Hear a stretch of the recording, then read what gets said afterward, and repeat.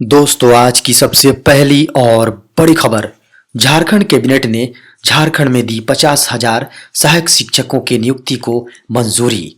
झारखंड मंत्रालय में हेमंत सोरेन के नेतृत्व में कैबिनेट की बैठक संपन्न हुई, जिसमें कई महत्वपूर्ण मुद्दों पर चर्चाएं की गईं। बैठक में कुल 38 प्रस्तावों पर मंजूरी दी गई। बताया गया है कि बैठक में स्पेशल ऑक्सिलियरी पुलिस के दोनों विंग की अवधि विस्तार 30 सितंबर 2022 तक देने की स्वीकृति दी गई। झारखंड में 27 अगस्त को फिर भारी बारिश की चेतावनी। झारखंड में 27 अगस्त को कहीं कहीं भारी बारिश की चेतावनी दी गई है। मौसम केंद्र के अनुसार एक साइक्लोनिक सर्कुलेशन उत्तर पूर्व बंगाल की खाड़ी में है।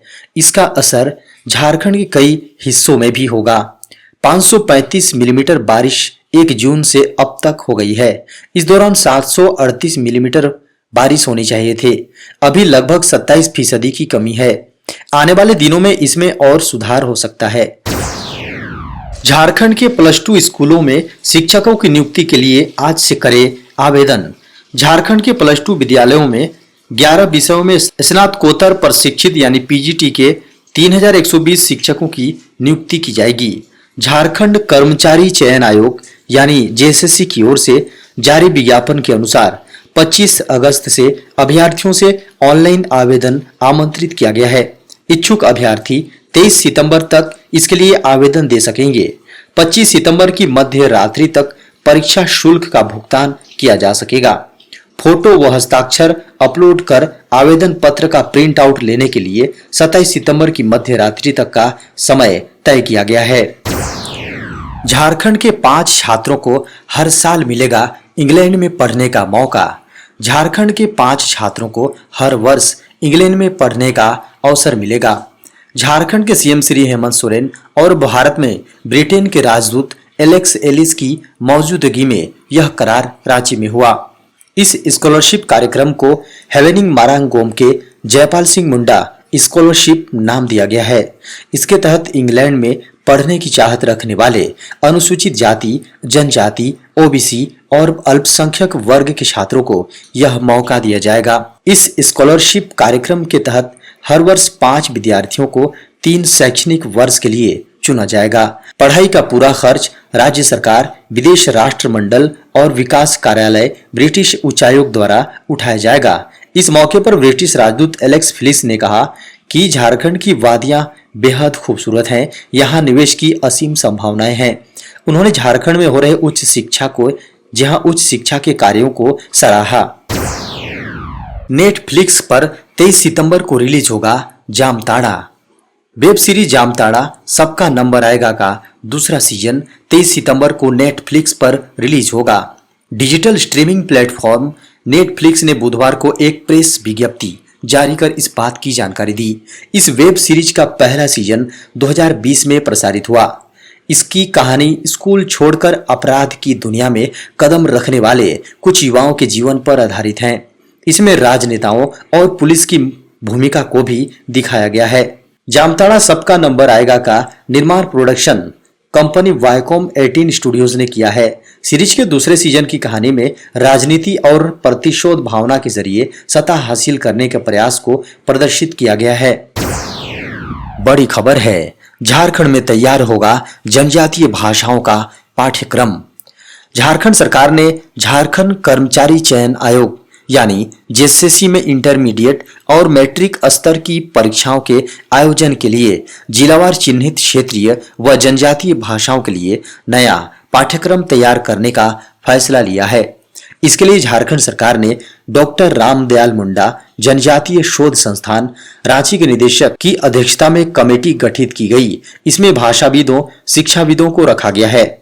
कार्मिक प्रशासनिक सुधार तथा राजभाषा विभाग द्वारा जारी अधिसूचना गजट के मुताबिक इस कमेटी के अध्यक्ष डॉक्टर रामदयाल मुंडा जनजातीय शोध संस्थान के निदेशक होंगे।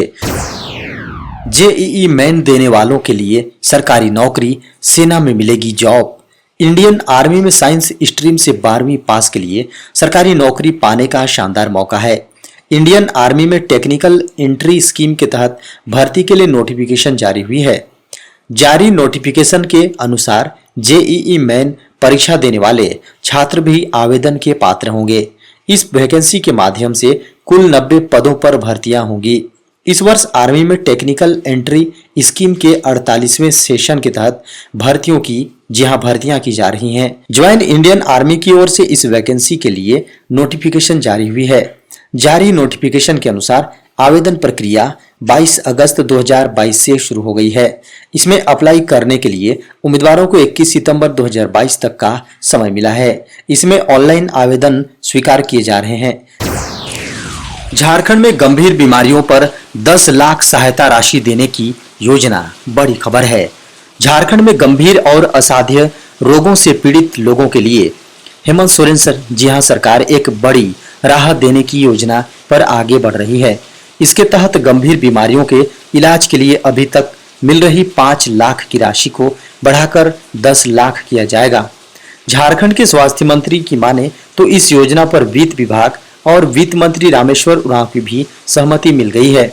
कैबिनेट में इस प्रस्ताव को लाए जाने की संभावना है। बताया जा रहा है कि कैंसर, किडनी रोग, लीवर डिजीज सहित कई तरह की जटिल और गंभीर बीमारियों के इलाज में लोग आर्थिक रूप से कमजोर हो जाते हैं। ऐसे में सरकार इन बीमारियों के इलाज के लिए मुख्यमंत्री गंभीर बीमारी योजना के तहत 5 लाख तक की सहायता देती है। अब इस राशि को बढ़ाकर 10 लाख करने का प्रस्ताव है, ताकि महंगी चिकित्सा सेवा में पैसे के अभाव के कारण किसी भी गरीब या मध्यम वर्गीय परिवार के बीमार सदस्य का इलाज बाधित न हो। देश में 2 दिन की गिरावट के बाद फिर से बढ़े कोरोना के नए मामले। कोरोना वायरस संक्रमण का कहर अभी देश के अंदर से पूरी तरह समाप्त नहीं हुआ है। हालांकि कोरोना वायरस के मामलों में पिछले कुछ दिनों में गिरावट देखी गई थी, लेकिन बुधवार को जो आंकड़े सामने आए हैं वो चिंताजनक है। दरअसल केंद्रीय स्वास्थ्य मंत्रालय द्वारा बुधवार यानी 24 अगस्त को जो आंकड़े जारी किए गए हैं, उसके अनुसार भारत में पिछले 24 घंटों में कोविड-19 के 10,649 नए मामले सामने आए हैं। वहीं कोरोना संक्रमण से 10,677 मरीज रिकवर होकर हॉस्पिटल से घर चले गए। स्वास्थ्य मंत्रालय के अनुसार देश के अंदर कोरोना वायरस के सक्रिय मामले की संख्या 96,442 है। वहीं अब तक कोरोना से रिकवर हुए लोगों की संख्या 4,37,44,301 है। देश के अंदर कुल सक्रिय मामलों की संख्या 4,43,68,195 है। कोरोना वायरस महामारी ने अब तक कई लोगों की जान ली है। आंकड़ों के अनुसार देश के अंदर कोरोना वायरस मामलों में मरने वालों की संख्या 5,27,452 है। एनआईओएस ने जारी किया 10वीं 12वीं प्रैक्टिकल परीक्षा का schedule. National institute of open schooling यानी एनआईओएस ने कक्षा 10वीं और कक्षा 12वीं की प्रैक्टिकल परीक्षा के लिए शेड्यूल जारी कर दिया है। जारी नोटिस के अनुसार एनआईओएस 10वीं 12वीं की प्रैक्टिकल परीक्षाएं सितंबर 2022 में आयोजित की जाएंगी। एनआईओएस की 10वीं 12वीं की प्रैक्टिकल परीक्षा देने वाले छात्र एनआईओएस की आधिकारिक वेबसाइट hdmis.nios.ac.in पर जाकर डेट शीट डाउनलोड कर सकते हैं। एनआईओएस ने प्रैक्टिकल परीक्षाओं की तारीखों की जानकारी ट्वीट कर दी है। सेकेंडरी 10वीं और सीनियर सेकेंडरी 12वीं की प्रैक्टिकल परीक्षाएं 16 सितंबर से शुरू होंगी। एनआईओएस द्वारा जारी नोटिस के अनुसार कक्षा 10वीं और 12वीं की प्रैक्टिकल परीक्षाओं के लिए एडमिट कार्ड सितंबर के प्रथम सप्ताह में जारी होंगे।